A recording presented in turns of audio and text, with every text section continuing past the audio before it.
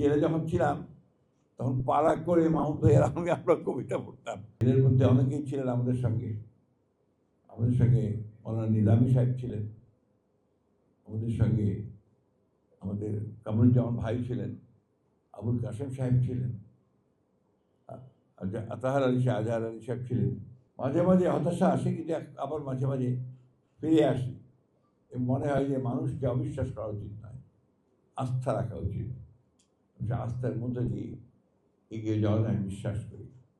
আমাকে অনেকেই আপনারা বলেন যে স্যার তো একটু সময়, আমাকে অনেকেই স্যার বলেন তো যে স্যার সুযোগ পেলে একটু কবিতা বলে। That's true. আমার কাছে মনে হয় যে কবিতা বলতে পারলে নিজেকে একটু শান্তি পাই। জেলে যখন ছিলাম তখন পাড়া করে মাহমুদ ভাইয়ের সঙ্গে আমরা কবিতা পড়তাম। সেটা খুব একটা সুন্দর মুহূর্ত ছিল। তর্ক হতো, বিতর্ক হতো, কবিতা হতো।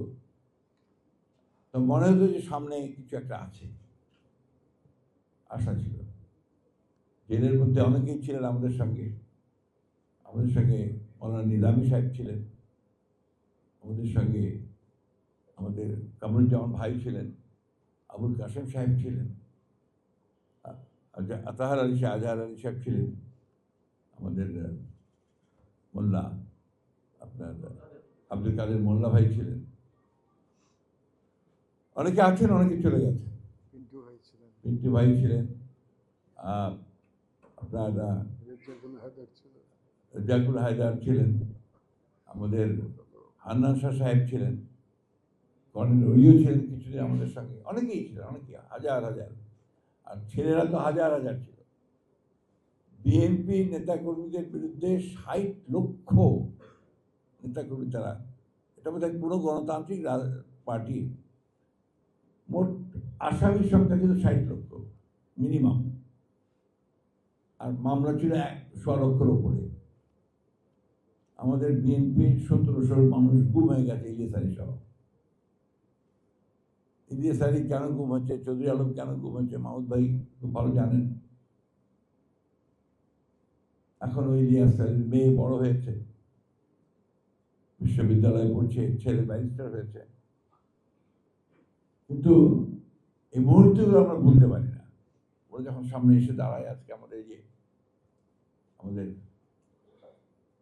শহীদের স্ত্রী, শহীদের মা, সন্তানেরা যখন এখানে দাঁড়িয়ে কথা বলছে, তখন নিজেকে খুব অপরাধী মনে হয়। হাই কিছুক্ষণ আগে বলছিল যে রাষ্ট্র কি জবাব দেবে। রাষ্ট্র তো রাষ্ট্রই, রাষ্ট্র সবসময় তার প্রয়োজনে তার জায়গা নিয়ে দিয়ে থাকে। আমরা কি জবাব দেব? আমরা কিছুক্ষণ আগে আপনারাই বলছিলেন যে মিডিয়ার মানুষেরা, আমরা ওটা দেখতে চাই না।